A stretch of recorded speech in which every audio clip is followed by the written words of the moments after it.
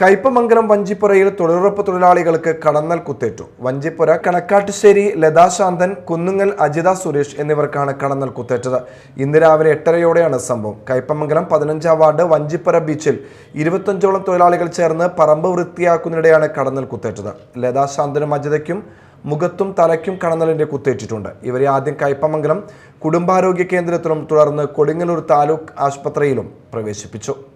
15-ാം വാർഡിലാണ് പതിനഞ്ചാം വാർഡില് പണിക്ക് വന്ന് പുല്ലൊക്കെ വെട്ടിക്കൊണ്ടിരിക്കലെ കടന്നലിൻ്റെ ആക്രമണം ഉണ്ടായി. ഞങ്ങളെല്ലാവരും ഓടി, 2 പേരെ ഓടിച്ചിട്ട് കുത്തി, തലയ്ക്കും മുഖത്തൊക്കെ കുത്തുകൊണ്ട് മുഖം വീർത്ത് അവരെ അങ്ങനെ ഹോസ്പിറ്റലിൽ കൊണ്ടുപോയി. ഒരാൾക്ക് ബുദ്ധിമുട്ട് കൂടുതലാണ്. അപ്പം ട്രിപ്പൊക്കെ ലതാശാന്തൻ, അജിതയ്ക്ക് തലയിലാണ് കുത്തുകൊണ്ടിട്ടുള്ളത്. അങ്ങനെ അവരവിടെ കൊണ്ടുപോയി അഡ്മിറ്റ് കൊണ്ടുപോയി. അവിടെ നിന്ന് ഇപ്പോൾ കൊടുങ്ങല്ലൂർക്ക് കൊണ്ടുപോയിരിക്കുകയാണ്. കൊടുങ്ങല്ലൂർ ഡോക്ടറെ കാണിച്ചിട്ട് വീട്ടിൽ കൊണ്ടുപോയാൽ മതി എന്ന് പറഞ്ഞ് ഇത്രയും ബുദ്ധിമുട്ടാണ് ലതാശാന്തിന്. ഈ ശരീരമൊക്കെ ഒരു തളർച്ച പോലെയൊക്കെ പറഞ്ഞു.